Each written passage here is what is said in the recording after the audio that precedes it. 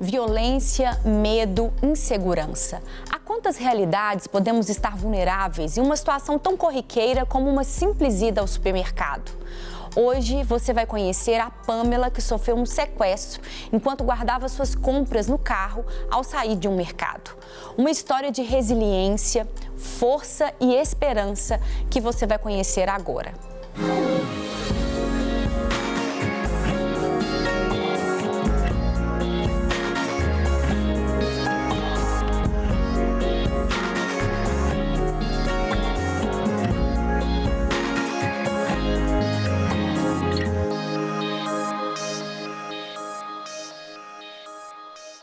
O que será que quer dizer resiliência?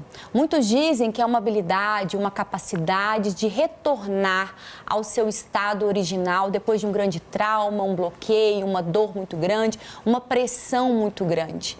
A gente vai falar um pouquinho sobre isso. No programa de hoje, na nossa conversa de hoje, eu convido você a participar com a gente, a ficar ao longo de todo esse programa. Eu espero que a sua força, que a sua esperança, que a sua resiliência seja realmente aumentada ao longo desta conversa. Seja bem-vindo, Guilherme, é uma honra receber aqui você mais uma vez no nosso programa. Obrigado, Thalita, sempre bem-vindo. Dr. Lucas, mais uma vez aqui conosco, com esse tema tão importante. Obrigada pela sua presença. Obrigado pelo convite mais uma vez.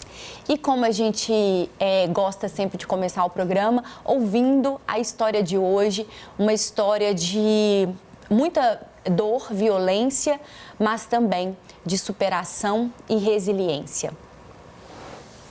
Era uma segunda-feira à tarde, eu estava no supermercado e fazendo compras normais, né, do dia a dia. E aí, quando eu estava no estacionamento, passando as compras do carrinho para o carro, chegaram dois rapazes até mim, eles já estavam com a máscara, né, de Covid e com arma. E aí eles mandaram eu ficar calado, entrar no meu carro, né, terminar de colocar as coisas e entrar no carro. Assim eu fiz, não tive reação na hora. E eles entraram no carro junto comigo. Um tomou a direção, o outro sentou do meu lado e ficava o tempo todo com a arma em mim. E eles falavam que só queriam um carro, que ia roubar o carro, que ia me largar na BR, que ia me largar em algum lugar. Eles foram dirigindo e eu vi que o tempo eles não estavam dirigindo muito rápido e não chegavam, né, em nenhum lugar. E aí eu fui e falei, me deixa descer. Comecei a ficar muito agitada, porque passava o tempo, eles não me deixavam descer. E aí, quando eu dei por mim, eles estavam parando o carro e era numa mata. E aí, quando eu vi que eles estavam entrando comigo no carro, naquele mato, eu fiquei bem assustada, sem entender direito o que estava acontecendo, era tudo muito rápido. E eles mandaram eu descer, eu desci, eles começaram a discutir na minha frente e mandaram eu tirar a roupa. E aí eles começaram a discussão justamente que parece que era uma coisa que não estava no combinado deles, essa parte do abuso. E aí eu fui pedir eles para não fazer isso, né, tudo, mas eles batiam em mim, batiam a arma em mim, mandavam eu tirar a roupa e eu comecei a tirar a roupa. E aí foi quando eles começaram a discutir mais forte, assim, vão largar a menina ou não vamos largar? Ela já viu a gente, ela não viu a gente, como que vai ser agora? E aí um deles tacou a roupa em mim, eu só vesti a minha roupa, no dia eu também estava com uma blusa branca, e vesti a roupa. E aí eu só senti um deles se aproximando de mim muito rápido. E aí eu senti uma pancada muito forte na minha cabeça. Nesse momento eu achei que eles tinham me dado uma coronhada, algo do tipo, e eu apaguei. É uma história que, quando a gente ouve, a gente fica um pouco sem acreditar, porque a gente fala assim, gente, como que uma coisa tão simples, né, assim, sair do supermercado, como que a gente está tão vulnerável, né, a tanta violência, a coisas assim, fala assim, como que isso é possível nesse nível? E pelo que essa história, né, apresenta, além dessa experiência da Pamela, outras mulheres também viveram a mesma realidade e da mesma situação, vítimas de uma insegurança, de uma vulnerabilidade, de uma impotência, né? Você vê ela contando ali o estado de choque que ela ficou, absurdo, né, que a gente vive. E antes da gente falar mais sobre a história, eu queria que a gente ouvisse mais a Pamela, porque são muitos detalhes a história e vai contribuir mais para que a gente desenvolva a conversa de hoje. Eu acordei, já estava de noite, né, porque era tarde, já estava à noite, eu estava caída lá na mata, sozinha, e estava sangrando, né, minha cabeça, onde que eu tinha recebido a pancada, estava sangrando, e eu estava com a visão meio embaralhada, estava muito escuro, muito frio, e eu fiquei com medo de levantar, né, de caminhar, porque eu não estava enxergando nada, eu sentia uma dor muito forte, como uma enxaqueca, sabe? Então minha visão estava bem trêmula. E aí eu fui e fiquei deitada naquele lugar que eu estava e apaguei. Nesse momento os médicos acreditam que eu fiquei apagada mais ou menos de 12 a 15 horas.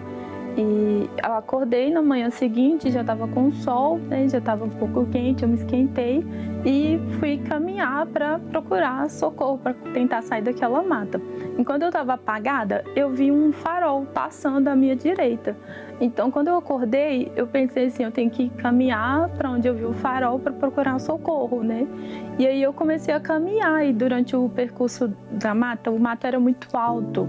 Ele era mais alto que meus pulsos, do que meu cotovelo, e assim, eles me cortavam e eu caía muito, parecia que eu andava mais para trás do que para frente. Então foi uma caminhada bem difícil para mim, mas por fim eu consegui chegar na estradinha. Quando eu cheguei na estradinha, eu pensei que eu ia gritar, algo assim, mas eu não tinha forças para gritar e eu só comecei a abanar os meus braços, só que ninguém parava, passava caminhões, passavam pessoas, né, de veículo e ninguém parava para ajudar. E aí, como a minha blusa era branca, ela estava ensanguentada, eu fui um pouquinho mais pro meio, assim, da via e passou um carro e parou, que eram 2 amigos que me socorreram. Aí eles perguntaram o que eu estava fazendo lá, né, porque eu estava sangrando, eu falei que não lembrava, que eu estava no supermercado, que eu tinha sido sequestrada.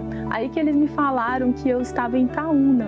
Eu falei assim, nossa, eu nem sei onde que é Itaúna, eu estou muito longe. Eles falaram, você está muito longe de casa, vamos te levar para um hospital. E eles me levaram para um hospital.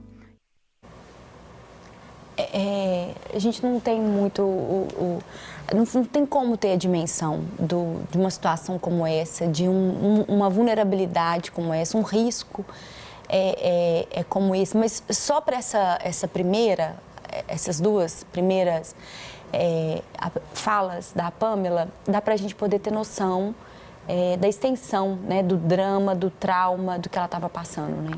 Sim, é uma situação que a gente não está pronto, né? A gente simplesmente não está pronto para viver uma situação dessa, né? Não imagina que você vai sair de casa, vai no supermercado e vai fazer a compra e você imagina que você vai voltar e botar as compras no lugar e terminar de fazer o que você tinha que fazer no dia, né? E de repente vive uma situação trágica dessa, né? Uma situação totalmente inesperada, né? A gente sabe que é possível, mas a gente não espera isso de jeito nenhum, né? Nem pra gente, nem para ninguém, na verdade, né? A gente não imagina isso para ninguém, né? E de repente ela vive uma situação totalmente conflituosa, confusa, uma tragédia, né? Que ela viveu ali naquele momento. E que a gente acha que poderia ter sido só isso aí, que já estava de bom tamanho, de ter sido tão terrível como ela deve ter vivenciado, mas olha só.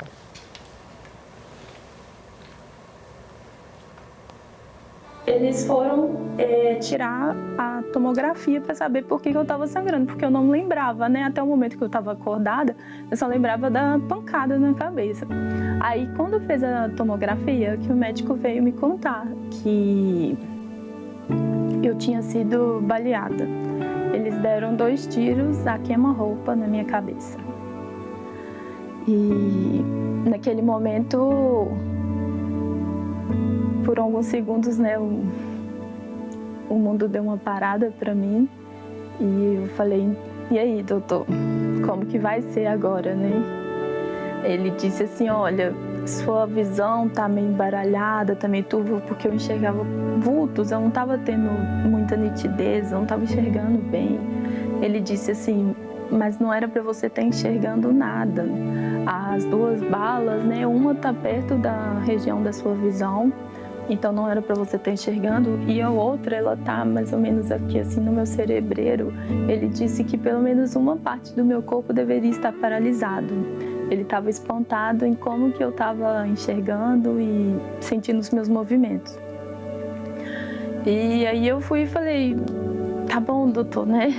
era para estar tudo muito ruim, mas e aí, como vai ficar? Aí foi quando ele me disse que, mesmo eu estando bem, que ele teria que me operar por conta das balas e que eu poderia sair da mesa de cirurgia, pelo menos paralítica. Eu lembro que eu peguei na mão dele e falei assim: tudo bem, doutor, o senhor não acredita, mas eu acredito. E eu fiz uma oração naquele momento e falei assim: Deus, que seja o Senhor a me operar através da vida desse médico, que o Senhor é o médico dos médicos e ele não acredita, mas eu acredito. E eu falei com ele: pode me operar, doutor, que eu vou ficar bem, eu vou sair bem daquela mesa de cirurgia. E eles me internaram, né? Já estava internada, me operaram e graças a Deus deu tudo certo. Quando eu acordei no CTI, eu só lembro que tinha um tanto de aparelhos ligados em mim e ele disse assim, bateu no meu ombro e falou: o seu médico te operou, você tá bem. E foi um dos momentos mais incríveis que eu já vivi na minha vida, porque eu chorei e fiquei muito alegre. Não tem como a gente não se emocionar, né, com a experiência da Pamela, porque realmente é um milagre muito grande, né? Como o médico explica ali, não era nem para ela estar andando, e ela já tinha narrado no depoimento anterior o quanto foi difícil para ela sair daquela mata, porque parecia que ela estava andando para trás em vez de avançar, né, nos passos que ela estava dando, e o quão traumático foi tudo, né? Deve ter sido tudo para ela, e ela perseverando numa fé assim de dar pra gente uma inspiração, né? Diante disso tudo. Sim, e é o que eu vejo assim, que é um dos grandes objetivos da fé, né? Essa paz que excede todo o entendimento, né? Mas ela estava em paz, conseguiu fazer uma oração, né? Viveu uma alegria, né? Uma alegria por ter sido operada ali, depois de tudo isso ali, alegre. Foi um dos momentos mais incríveis da vida dela, né? E isso é a verdadeira experiência do Espírito, né? Isso é uma verdadeira experiência de fé, né? Você conseguir ter alegria depois de uma tragédia, você conseguir agradecer a Deus, né? Por estar vivo, sendo que se não tivesse nada acontecido, você estaria vivo também do mesmo jeito, né? Sem estar no CTI, sem ter nada ligado, sem ter nenhum soro correndo, né? E foi ali um dos momentos mais alegres da vida dela. Então, isso é uma história, assim, inspiradora mesmo, né? Fisiologicamente, doutor Lucas, biologicamente, depois de um impacto como esse, um sequestro, toda a violência que ela passou, tudo, o que é previsto para um corpo responder diante de uma situação como essa? Toda situação de estresse, de trauma, né? Seja um estresse físico, um estresse biológico, né? Que foi o que ela sofreu, o corpo se mobiliza todo para lidar com aquilo, né? Então ele vai se lidar, o fluxo do sangue altera, né? Tudo se altera, né? O corpo todo se altera, libera hormônios, adrenalina, né? Para que a gente lide com aquela situação da melhor forma possível, né? Comprometendo o que for em prol de manter a pessoa viva, né? E fica ali um trauma, né? Fica ali se vendo ali, falando: se acontecer de novo, né? E se acontecer outra vez, né? Como se fosse uma resposta para evitar que aquilo aconteça novamente, né? Para que aquilo não ocorra outra vez. Então, são os grandes cuidados que tem que ter após uns momentos como esse. E quanto tempo demorou, né? Pelo depoimento dela, demorou muito tempo até que ela conseguisse realmente chegar ao hospital, ter todo o atendimento viabilizado. É uma coisa também que eu fiquei ali observando, pelo depoimento, ao que tudo indica, naquela hora que ela achou que tinha sido acoronhada, foi ao momento que ela foi baleada. E ter 2 balas em locais, né? Tão ali que ela poderia ou ter perdido a visão ou, enfim, ter ficado, como o médico disse, com sequelas maiores. Eu vou querer ouvir você, Gui, no próximo vídeo, depois do próximo vídeo, para a gente poder falar sobre esse bloqueio emocional, sobre o que, do ponto de vista emocional, acontece. Vamos ver. Emocionalmente, eu não conseguia dormir. Por mais que eu tenha saído da mata fisicamente, a minha mente ainda estava presa lá. Então eu tinha pesadelos, eu não conseguia dormir uma noite seguida, horas seguidas, porque eu lembrava do mato, eu lembrava deles, eu lembrava de eu tirando a roupa e todo aquele apavoramento, aquele medo que eu senti. Então eu fiquei refém muitos meses, assim, mentalmente ainda daquele sequestro, daquele assalto. E fisicamente também foi bem difícil, porque a minha cabeça doía muito por conta da pressão das balas, porque operou. Então eu sentia muita dor de cabeça, eu tinha que ficar só sentada, eu não podia deitar, até para dormir eu tinha que dormir sentada, porque sempre que eu inclinava um pouquinho, eu não suportava de dor. A minha visão estava muito turva, sem nitidez, e eu via vultos depois que foi voltando a ver cor, a ver as coisas melhor. E o meu olho esquerdo, ele chegou a ficar parado, né? O meu olhar ficou parado, somente o olho direito que eu conseguia movimentar. Então, para tentar me locomover, eu sempre precisava da ajuda de alguém. Para alimentar tudo que eu tinha que fazer, eu precisava de alguém. Então, assim, emocionalmente essa parte foi muito difícil, porque eu sou muito ativa, muito independente, eu morava sozinha. E aí eu saio desse contexto de autonomia mesmo para ir para uma situação que eu preciso ser cuidada, eu preciso das pessoas, eu preciso para tudo, né? Fisicamente, emocionalmente, espiritualmente. Então foi um desafio muito grande em todas as áreas assim da minha vida. Diante de ela discorreu sobre vários sintomas, vários reflexos desse episódio traumático. Quais são os cuidados do ponto de vista emocional? Qual que é essa realidade? Thalita, antes de mais nada, nós jamais nos acostumaremos com a violência humana. É muito surpreendente quando a gente ouve esse testemunho, nós somos impactados sempre com a capacidade do ser humano de fazer o mal. Uhum. É muito fácil condenar, mas a gente tem que começar também a lembrar que essa capacidade todos nós temos. Uhum. E nós temos que pensar o que acontece com uma pessoa que é vitimada por uma violência dessa, coisa que qualquer um de nós está sujeito a acontecer.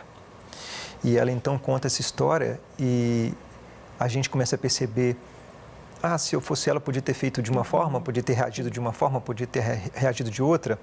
Então, a primeira coisa é saber que nós não sabemos como que a gente vai realmente dar conta de reagir num momento desse. Por mais que você acredite que você possa dar conta de ter uma reação, nós não temos a menor ideia do que pode ser e pode acontecer quando a gente está numa condição dessa. É imprevisibilidade da vulnerabilidade. Então, ou seja, depende daquele estado de vulnerabilidade para você poder saber qual vai ser a sua reação. Isso. A questão é que todos nós, no momento desse, nós somos aí invadidos por uma série de neurotransmissores e a gente tem aí uma tendência a ter algum tipo de ação e de reação com relação àquilo. Mas eu não sei, por exemplo, se eu vou ficar paralisado diante daquela situação, se eu vou reagir de forma agressiva com relação a isso. Ela falou que não tinha nem força para gritar quando ela precisou. Exatamente. Então, assim, quando a gente assiste aí como é que as pessoas reagem, nós não sabemos exatamente como a gente vai reagir se acontecer com a gente. Então, a primeira questão é que nós não temos controle com relação a isso. Por mais que você seja até um profissional treinado com relação a isso, e as pessoas passam por treinos, quando você realmente está no momento de ação, isso é imprevisível. Você tem alguma situação sob controle, mas nós que não temos nada com relação a nenhum treinamento com relação a isso, passamos por situações, eu já fui vítima de assalto, e realmente é impressionante como você não tem ali a sua capacidade preservada de tomar uma ação, mesmo porque é muito rápido. A sensação de tempo, ela é completamente alterada. Você vê que ela não tinha a percepção do tanto tempo que tinha passado. Ela estava daqui em Itaúna. Ela estava aqui a 1h30 de Belo Horizonte, quase 2 horas de Belo Horizonte, sem ter uma percepção. Ou de quanto tempo que ela ficou apagada. Quanto tempo que ela ficou apagada. Perde completamente noção disso. E ali a gente percebe, claro que ela foi preservada, claro que de alguma forma Deus interviu naquela realidade. Ela podia ter sido estuprada e não foi, ela podia ter sido vítima de um abuso e não foi, ela podia ter sido ali assassinada naquela hora e não foi. Então, de alguma forma, houveram coisas ali que a gente vai atribuir ao sobrenatural de Deus com relação àquilo. Por mais que ela tenha sido vítima de uma sequência de violência, ela foi preservada no meio disso. Como é que é a beleza, né, do que ela fala, né? Eu vou ser operada, mas quem vai me operar é Deus que vai me operar. Ele é que vai ser por mim nessa hora. Então, como é que no meio de toda a dor que ela estava vivendo, a esperança estava ali presente com relação à vida dela.